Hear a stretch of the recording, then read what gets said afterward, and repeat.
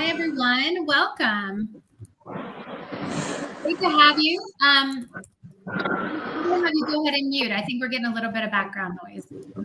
Oh, yes.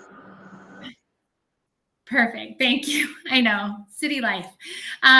So welcome, everyone. Great to have you.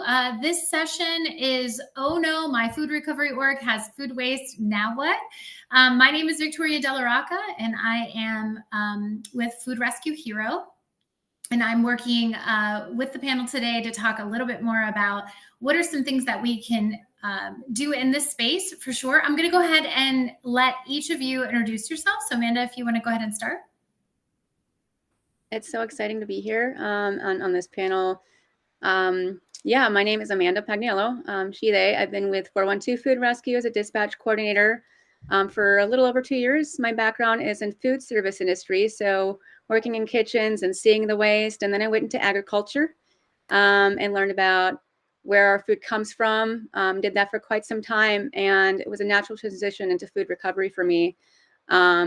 So I'm currently actually making my way to actually go back into farming and touch base on like what we do as food rescue with compost was such a good thing to get into. So I'm happy to be here and talk about that and how we deal with food waste as it comes in. Awesome. Thank you, Amanda. David, how about you? Yes, hello everyone. My name is David. I'm the founder of Tawa Compost and Food Rescue. I started this organization because there's a lot of disconnect between food rescue and the food waste. Here in Los Angeles, primarily, people are uneducated on composting and general farming and where the food comes from. So I just thought of creating Tawa, and up to date, we have rescued like over 200 tons of food and making compost and doing workshops, and it's been great. My background is in manufacturing and bicycles. I was in cycling, and now I'm in the recycling. Thank you.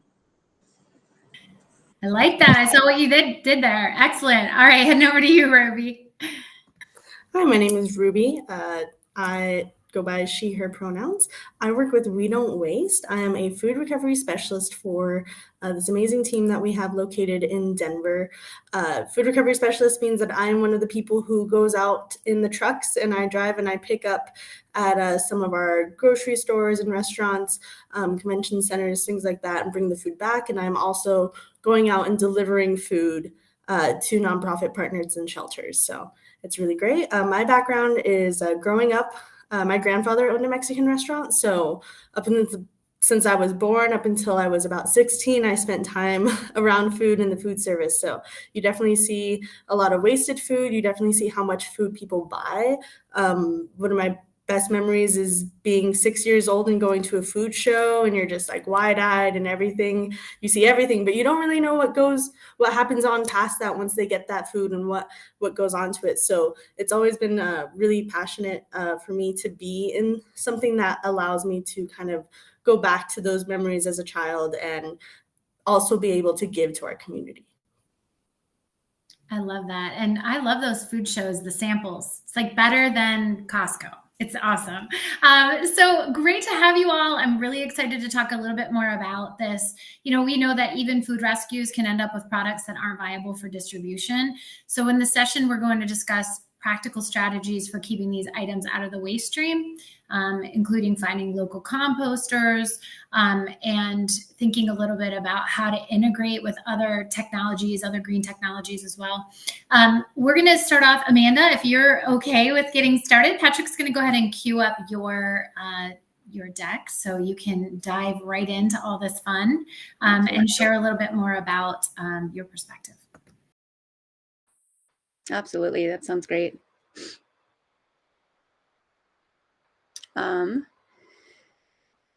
can't see the slide on my screen, so there we go. Thank you. Yeah, you can just go to the next slide. So as a dispatch coordinator, what I do with 412 Food Rescue, if anyone watching or seeing the recording in the future is not familiar, what I do is screen the calls from donors that we work with, pair it with the nonprofits for the food recovery. But, you know, like everyone knows, we get a lot of waste. So what we've done to mitigate it as a strategy is, as we talked about compost, partner with compost and farm partners. One of the biggest things, which we'll see on the next slide, which I'm not ready for, is trying to work with farms and schedule, like say we get a fleet that there's produce that isn't viable to give because we want to give them dignity and we want to make sure people can, have healthy foods, is delivering it just directly to the farm. So we just don't have that way. So really understanding what farms are around your area and connecting with them, because instead of just throwing it out, getting back into the soil system and trying to like build that back up again, because there's no need not to. The slogan is feed people and not landfills, and so why were we going to focus on landfills? So going back, first and foremost to hopefully farms to get into a different sort of supply chain, and then further on, supporting local composters when we can. If you want to go to the next slide. Two of which our main partners are going to be AgriCycle and Ecotone. Ecotone is really cool. They've actually partnered with Google and I believe Meta and several other companies. They have a anaerobic biodigester, which is, say, the compost is it's turned over with robots. It's and fermented essentially. So it creates this nice rich soil, and then also they have their own foliar sprays, and a lot of that actually, the soil helps community gardens and farms and such. But again, better yet, when you partner with farms and actually can get back into that system and those farm systems and that soil system. So those are the two avenues in which we partner with compost, and then of course feeding stock. If you want to go to the next slide. But we deal with more than food, and that's kind of been sort of a hurdle for us. We get calls with all sorts of things. And I want to talk about that because it can be really difficult to field those calls and say, oh, no, we can't take this or we don't want it, when we know that there's some use for it and we don't want that waste. One of the big things that's come up is flowers. So we've actually paired with nonprofits that, can accept flowers. They actually distribute them to, I believe, hospitals and senior housing, and it's quite lovely. I would love to go on one of those deliveries and see that, the faces. And it often happens, with Trader Joe's and distributors like that. Formula as well, since we can distribute it through our networks. We have a list that we've created for ease of access, because we'll just get calls in with that directly with just individuals donating, right? And we want to direct them appropriately, anywhere from women's shelters to, community organizations that really cater to family health and such. Another thing that I also get calls in is disposable coolers, the styrofoam medical coolers, which medication is mailed to the homes. And I think one point on that is, while we have helped direct these individuals to pantries, thinking about, what pantries have home delivery programs in which they could probably utilize these coolers. And that's the thing, though, we're going to get these calls and how do we mitigate that? When do we say yes and when do we say no? Because we can't do everything, right?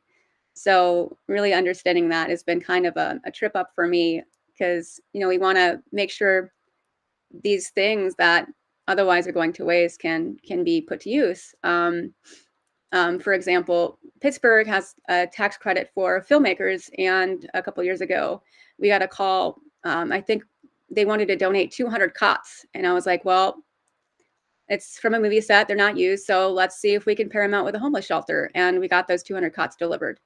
And that was a larger impact thing where I'm like, oh, yeah, I can't really say no to this necessarily.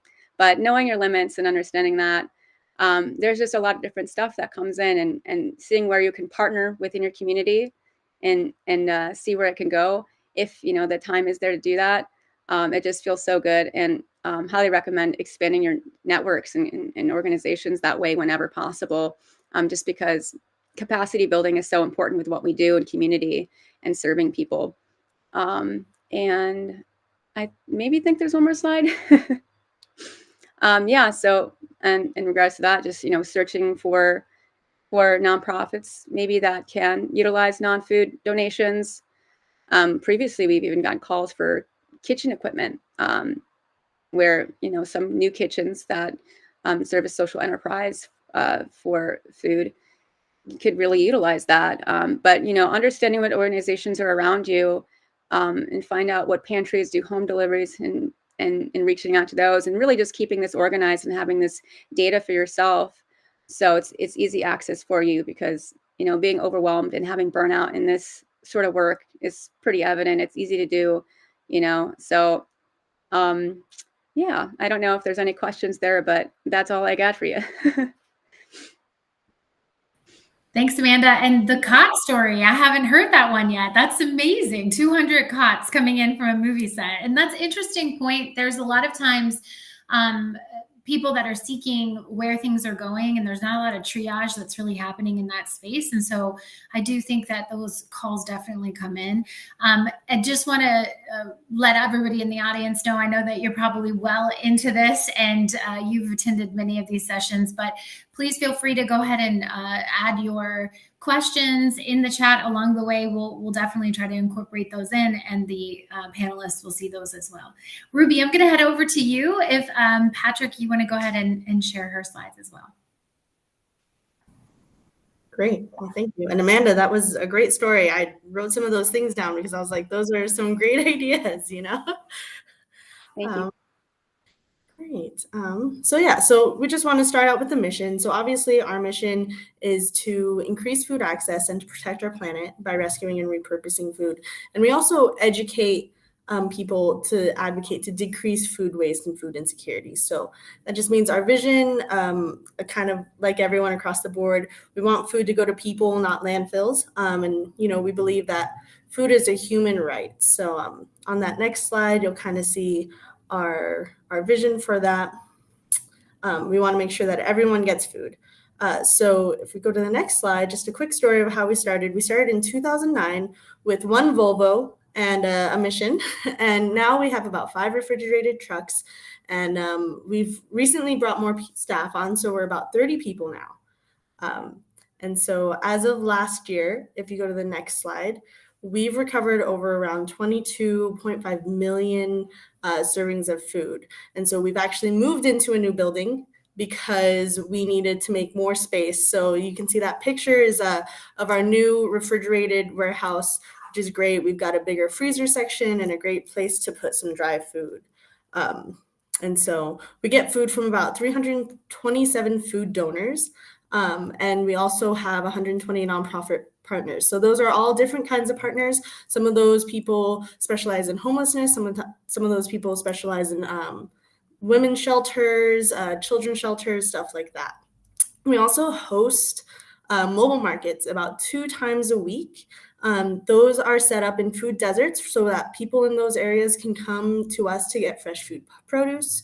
We also partner with other nonprofits such as Recycle, and they bring along diapers and formula. So if we also have some of those stuff that people have donated, we're also able to put those together so when people come, they can get food and they can also get those resources for their children.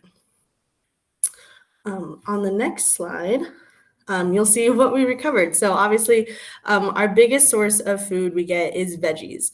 As many of you guys know, that's probably a lot of lettuce and a lot of herbs that people don't know how to use. We get a lot of microgreens that, people just really don't know what we're doing. And then as you can see down there, other non-food, 44%, that's still a pretty big number. So that includes a lot of flowers, a lot of recyclable cups and plates that we're kind of able to understand what our nonprofit partners need. And so we're actually able to donate those when they maybe need those recyclable plates or they need those multi-use utensils.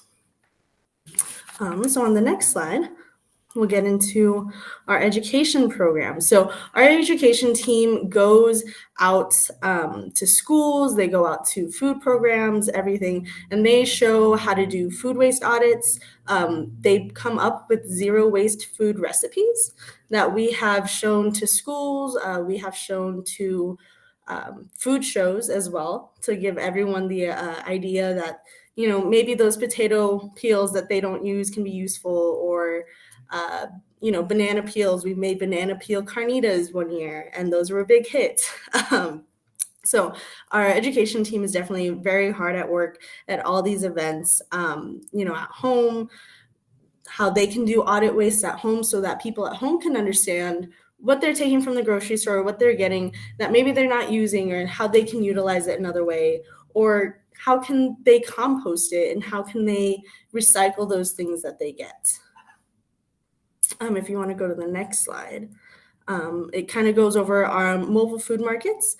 And so those are just like, again, a big place where we give away a lot of food. So those are about 30 volunteers that we have there. And like I said, we're able to kind of give away everything, including milk and produce, rice and beans, which is great. What we also do is at those mobile food markets, our education team will be there doing food demonstrations. Maybe we have something in the food that we're giving away that to them might be hard to make. They don't know really where to put it in with their meals or anything. And so our education team is able to be on site doing food demonstrations to show families what they can use those ingredients for. We also have the Re-Rescue app, which allows people and volunteers to use their own cars to go pick up food and deliver them to nonprofits. So they're actually not even coming back to our warehouse. They're going directly to people in need who need that food. So if we go to the next slide. So some ways that we've tried to reduce our own food waste includes actually utilizing our own staff, just in understanding that we want to service our external community, but we also don't want to pass up our internal community. And so maybe that is educating our own staff on things that we can use in the fridge for. And we also understand that it might be challenging to distribute some specific foods. So we have our staff kind of take over that if they're able to. We also plan to incorporate a kitchen, which will allow us to use maybe also ingredients that aren't widely used into making prepared food that we can slap ingredients onto. As we've noticed, it is sometimes hard to get rid of prepared food just because some places don't give us a full list of ingredients. So trying to get that on the page so that people can understand what's in their food is really important. We also encourage our volunteers to take home food. That's another source of making sure that our internal community is also being taken care of. And we also try to come up with food programs for the volunteers to show them our appreciation. So sometimes we get a lot of ice cream. You know, it's hard to get rid of gallons of ice cream.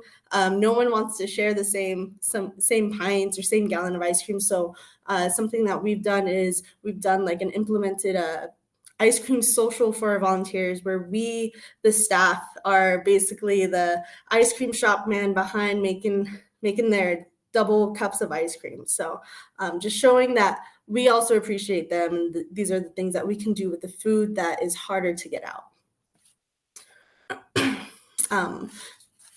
Yeah, so if you go, oh no, yeah, this is a slide. So some of the stuff that we've also started doing is getting in partnership with farms. So we, I am someone who spearheaded that agreement with some of the local farms we have surrounding Denver, kind of giving them food that is starting to go, is still okay for animals to eat, but we wouldn't really feed it to any humans. And a great partnership that we have is with the Yellow Barn Farm. They take a ton of produce, and they actually also take food for humans. They have their own food pantry. So we're able to drive to them and drop off not only food for the animals, but food for people. And then whatever they don't use for the animals can be composted. And they also partner with our local Compost Colorado, which is around our Denver area. And so these are just ways around the office that we try to educate staff to go home and educate their families about doing zero waste, washing your hands, using towels, trying to use your local compost. We allow our staff to compost at home and bring their compost in. That way they can compost at work. And something that I forgot to mention, our education team also works with programs in schools. So with flowers, we work on maybe like flower stamping, just other programs where we can use these things that people don't really want, and maybe not food ways. Maybe we don't eat them, but we can use them in artistic ways or other ways for people to understand. So I've partnered with some local libraries. And so whenever they have a specific program that maybe they need supplementing flowers or supplementing peels, they're able to connect with us and we can get them what they need. And so for our action steps, I believe is our next slide. Yeah, so if you don't already, activate a green team. Obviously, our green team makes sure that we do our audits. They help us make sure that we're doing zero waste. We want to reach out to local farms, which it seems like a lot of you guys probably already have. Local composting, and make sure you continue to do those full building waste audits, just so that way you can understand where maybe you can take a bit lighter load in terms of where that waste is going.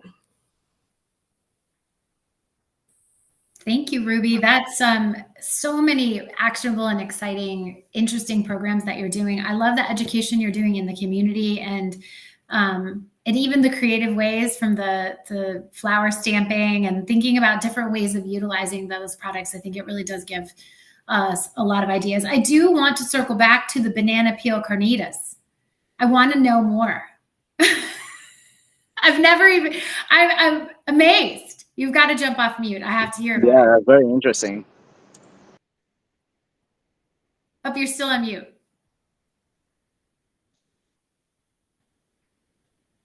Can you hear me? Yes.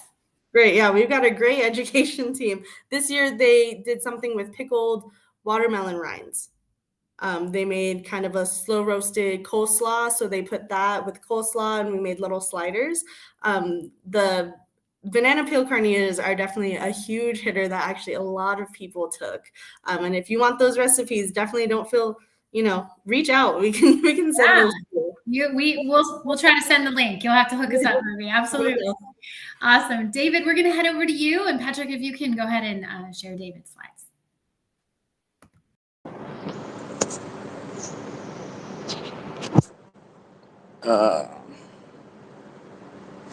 No, I sent it to you, Patrick. Give me 1 second.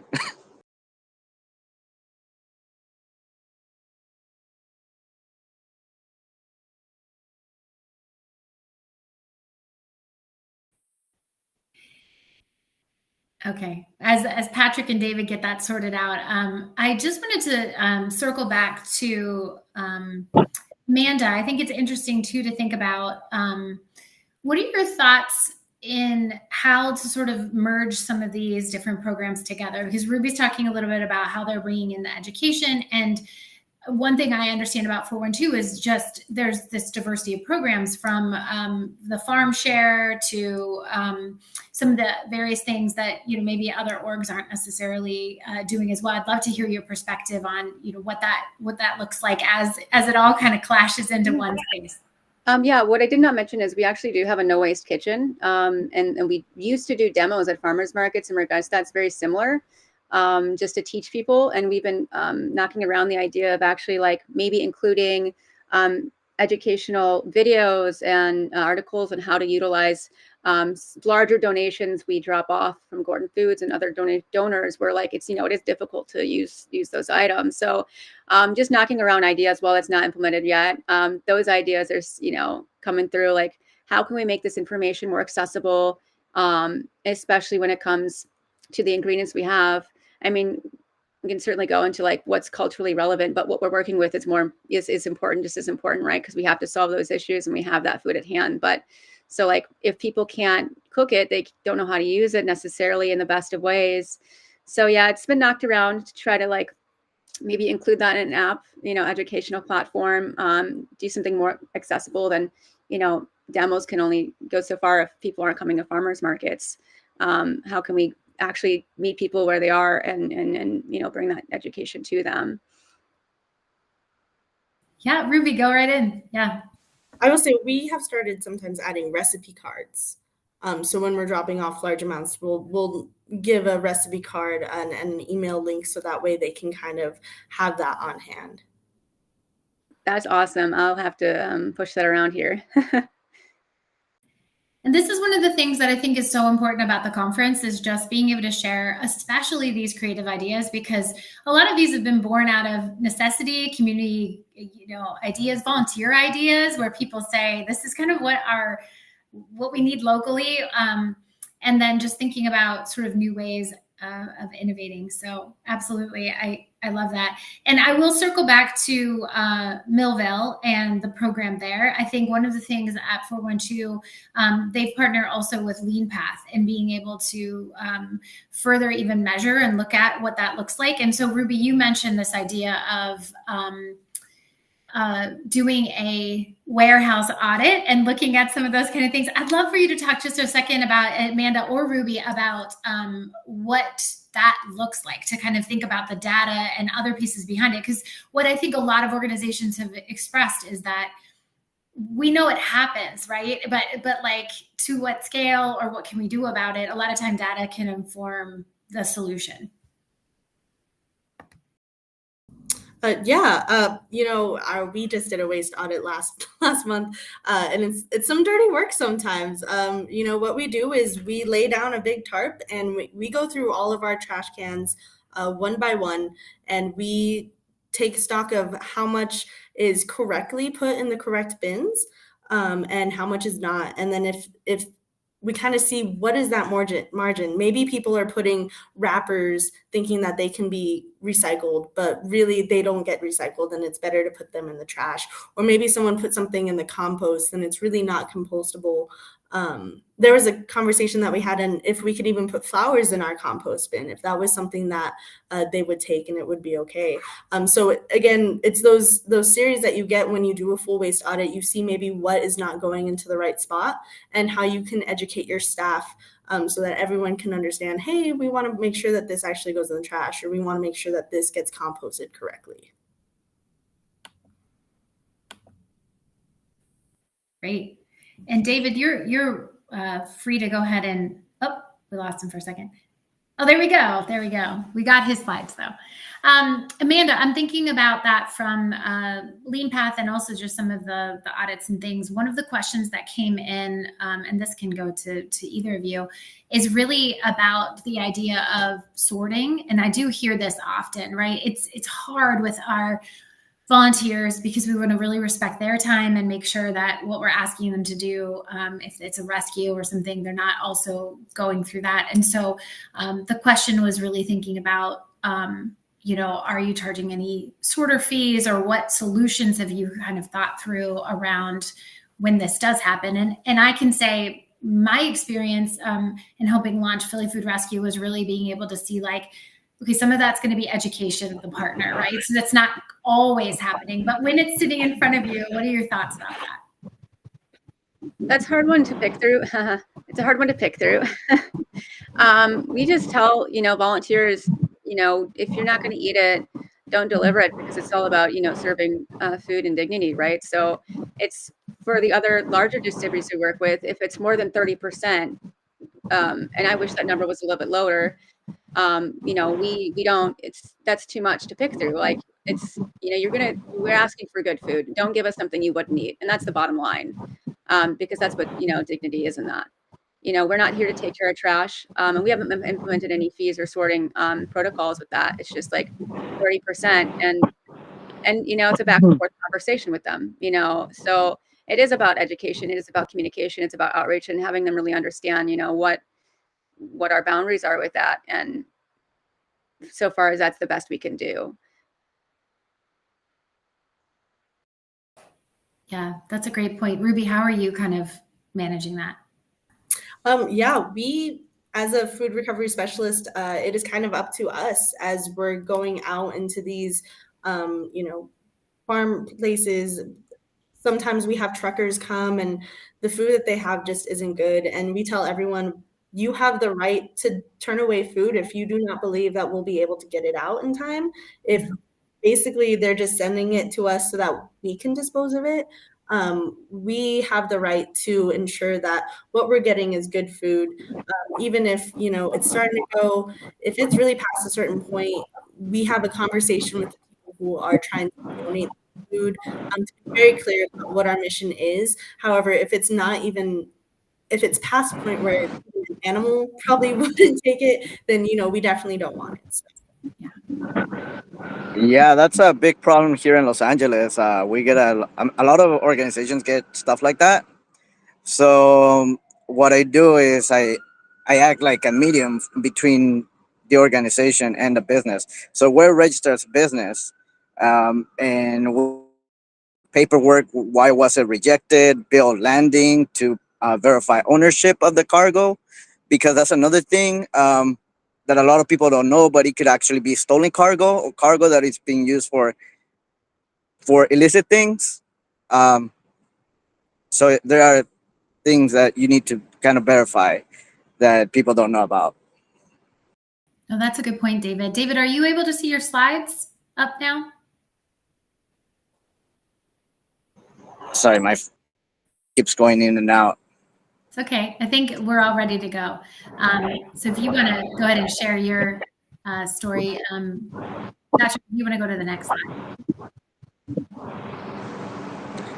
Yes, hi everyone. So today I want to talk to you about closing the loop and growing more food from food waste.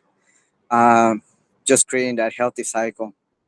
Uh, this is just kind of like an AI generated image of Los Angeles, how it would look with like plants hanging off the skyscrapers.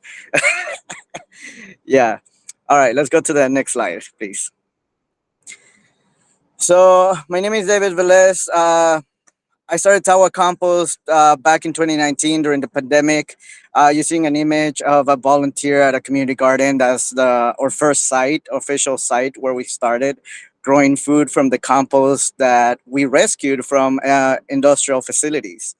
Uh, the rescue food was given out to the community. Whatever wasn't able to be given out gets turned into compost. We do seed saving and we grow more food again to donate some more. Can we please go to the next slide? So these are some of the guys. Practically Tawa Compost. Like I said, we rescue food and make compost with unedible food. We have partnered up with animal feed organizations and businesses to create food out of this food waste. Up to date, we have rescued over 200 tons of food, and that's without any government funding, without heavy machinery at all, and practically like probably two people in staff doing the food rescue. So everything's possible. Um, and sorry. And not only that, but every single material that we get, it ends up being recycled or reused, recirculated in some way. Since we're a business, we resell all the boxes, either to recycling facilities or to pack more vegetables, depending on the condition of the boxes. Anywhere from corrugated boxes, wax and cardboard boxes. Um, Out of every single material that we get, we rescue 98% of them, which is very high. And actually, I'm being like, I think it might be more because the only thing that we can recycle up to this day are the zip ties that go around the pallets. That's about it. Can we please go to the next slide? So these are just some food rescue images of what we do. And what you see, the forklift, the box truck, those are other organizations that come and pick up from us. And that's my little truck with like a ton of food, literally. So the way we recycle and redistribute this food is through a channel on Facebook that is called Free Food for All. People go there and they get notified whenever there's going to be food.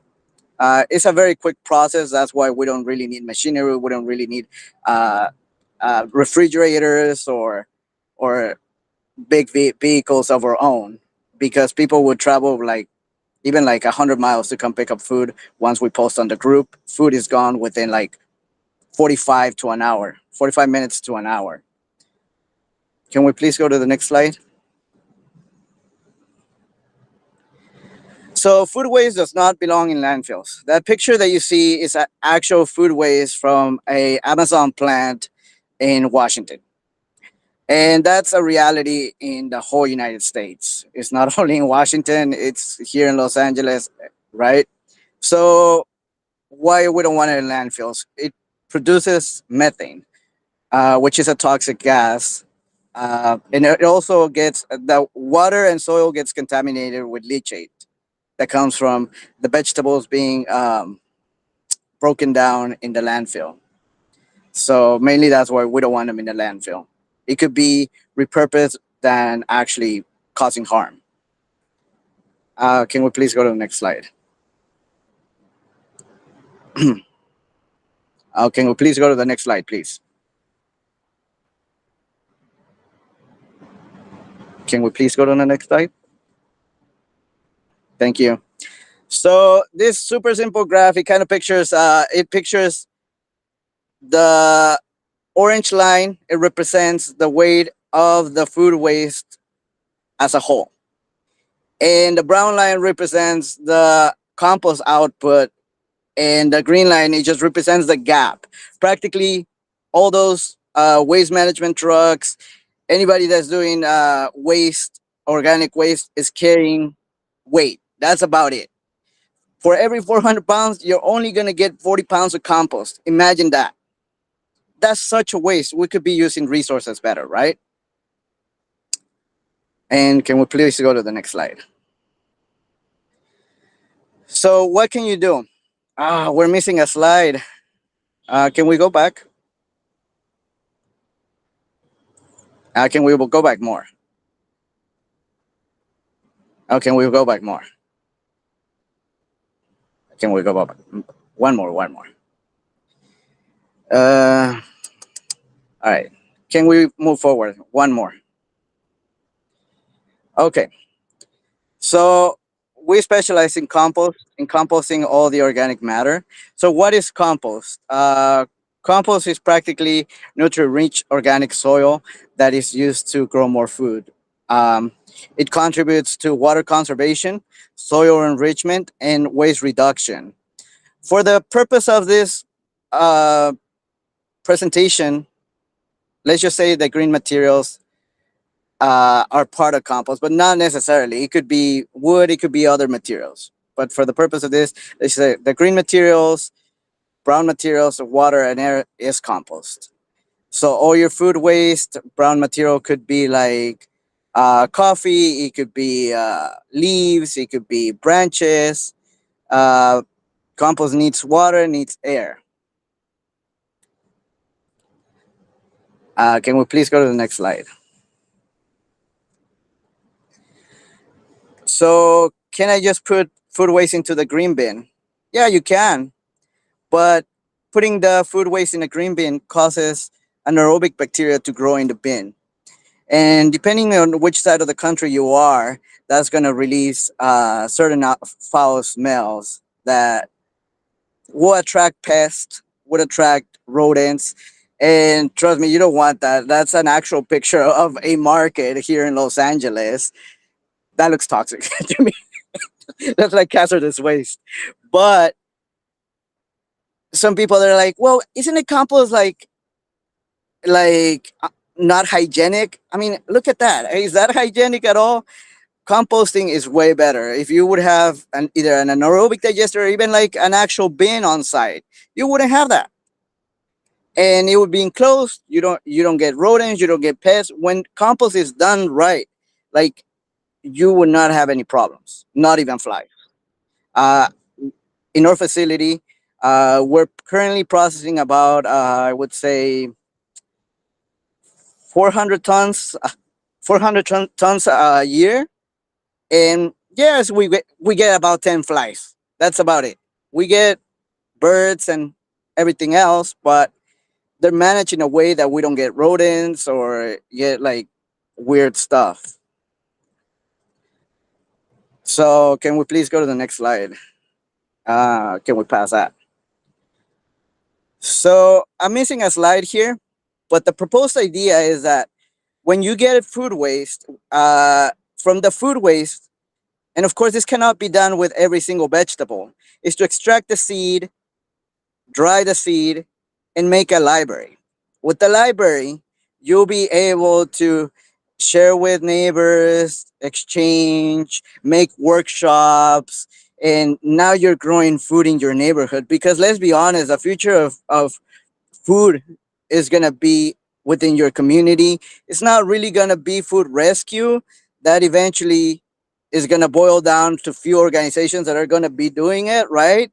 But other organization needs to go further into actually growing the food on site and feeding their communities in such way and exchanging within other communities so you could get access to different vegetables, right? um So, what do you do with the rest? You make compost. How do you make compost? Well, that depends on many factors. It depends on the size of organization that you have. Depends on the space that you have, resources, requirements, how many neighbors you have. There's many ways, right? And there's not only one system. But the two most common is bin and windrow, which you see on the right in the middle. The windrow is a practically a pile of food waste. It gets turned to get air, and that's simplifying it. If you don't really know how to do it, then you go with a bin, like that bin that we have. That's actually one of our bins. Uh, you practically just layer the food waste, and the door opens at the bottom. You extract the compost. You don't really need to think about the process or make sure it's turned correctly or make sure none of that. So now that you have saved the seed to grow to for your seed library and you have compost, what do you do? Can you please go to the next slide?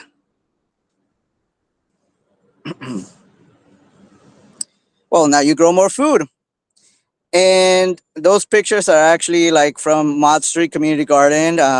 And those are vegetables that we grown with the Tawa compost and from seed, not everything, but some are seeds that we actually collected from the food waste. So this cycle is completely possible.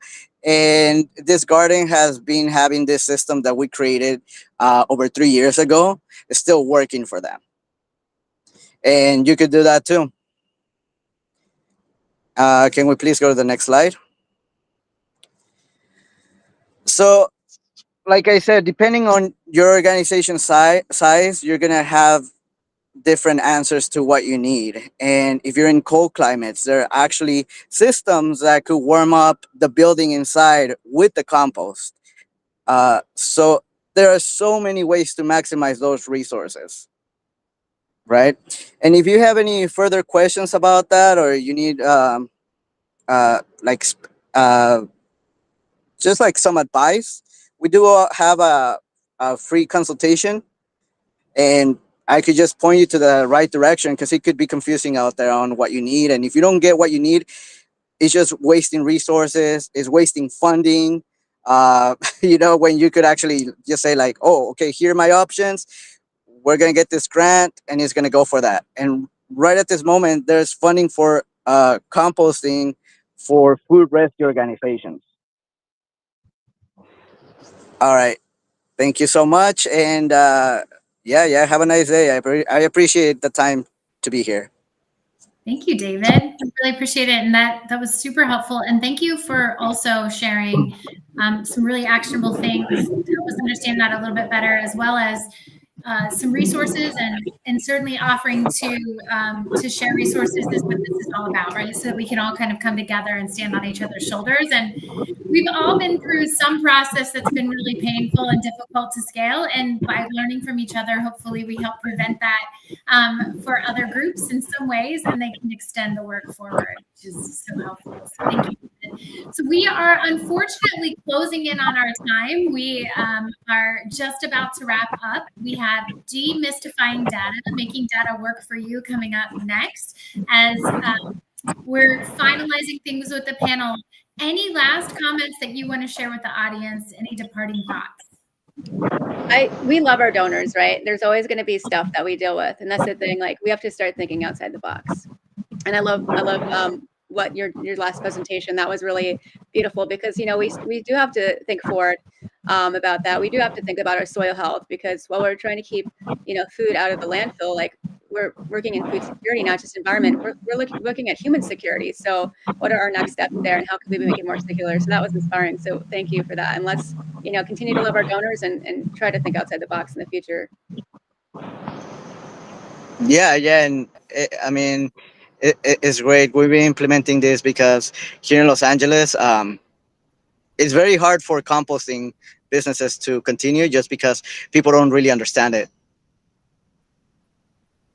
So I went out there to Pittsburgh, and I actually volunteered with 412 Rescue and did like few rescues out there, and I already been there 2 times. It's really beautiful what you guys have going on over there. I'm like, oh, I could wait. I wish I could stay here forever. But yeah, Give me that LA sunshine. I know. Wait. You might not say that in December, that's for sure. But thank you, David. And Ruby, any final closing remarks from you as well? Yeah. Thank everyone for coming. Everyone who's here, you guys are all doing your part. We're all heroes, and we're doing good work. So it's so good to be able to be in a space where you're hearing other people's ideas, and obviously, hearing and sharing these ideas brings smiles for our faces, because it's just great to hear people who are enthusiastic about the work that they're doing. Absolutely. Well, thank you all so much. I so appreciate it. I'm looking forward to checking out the bananas peel carnitas and other recipes that may be coming our way that maybe we can share throughout the network, and all these great resources. We'll be sending that on as we're able. Thank you all for attending, and look forward to the next session on data. Thanks, everyone.